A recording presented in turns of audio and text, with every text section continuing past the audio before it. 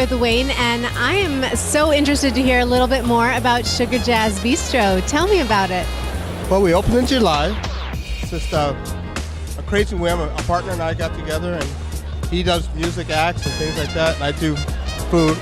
I think very good food. Anyway, we thought, okay, well, if we're going to do jazz, what's our theme going to be? So we went with a Southern-inspired menu with your mom's fried chicken, greens. We got a braised oxtail. We got catfish fried. I mean, it's just all that Creole and Cajun type food you would get in New Orleans. That sounds amazing. And what I love about this is not only are you getting this amazing kind of like rich soul food, it's delicious and making me hungry right now, but you also get live entertainment. This is so true. We have some great acts that come down there. Local artist Josephine Howell was just there the other night. We had Darrell Holden from the Holden family. They've been in Seattle for ages and ages doing music. We have the Eric Belinde Trio, who also comes and sits in on Sunday nights. And they allowed local jazz artists to sit in with them and play their instruments, sing their songs. It's just a bunch of fun. It's a great venue. And then Thursday nights we have a complimentary music night where a lot of people just come down and we change artists in and out. Next week is the Chris James Quartet, and they do a really good sax. So that sounds like a really fun place to work. Yeah, so is this your first year here then, since you just opened more recently? This is my first year here under the Shuga Jazz Bistro. I've been here a couple years ago under the Rays flag, Rays Boathouse, and about 4 years before that I was here under the Andaluca on the Mayflower Park. So I've been 3 restaurants out here in Seattle. I came out here in 1999 and just have had a fun time with the atmosphere, the farmers. It's just a great place to do food. It definitely is, and it sounds like you're a pro now at it. So tell me, what advice would you give other vendors looking to attend this event or participants who are here? Because there's obviously a lot of participants here already. What would you tell them? Well, it's really a great opportunity to, 1, network, 2, see people you haven't seen in a long time. I've seen some really great chefs that I haven't met with in a long time. You get to hang out with them. You get to talk about your food. You get to taste some great wine. I've tasted a couple of booths. Oops, I thought I was supposed to say that. And it's been really good. Things are great. I mean, it's a really fun venue. Gosh, I think I was even here for the very first one. And it's just gotten better and better over the years. What is it about this year that might be special for you?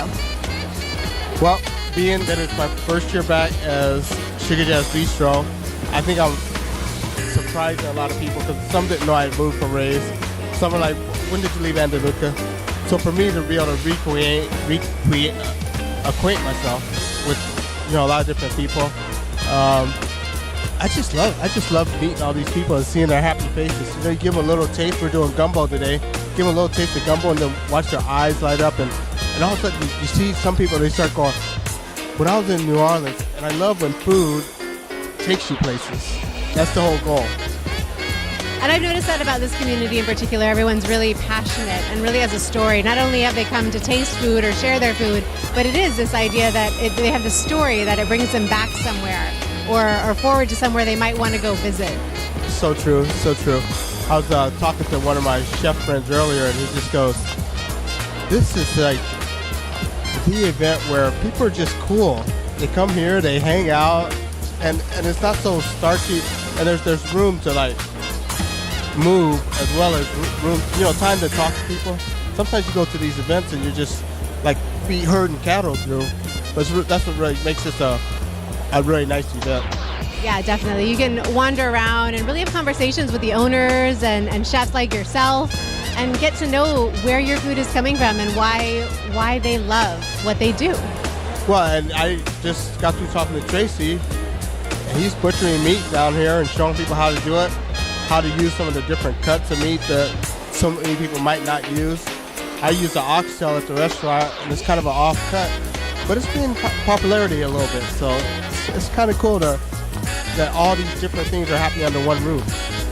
Well, I am excited because it's hard to find a good gumbo around, so I can't wait to come over and try it. How can folks find you and get in contact with you if they want to know more?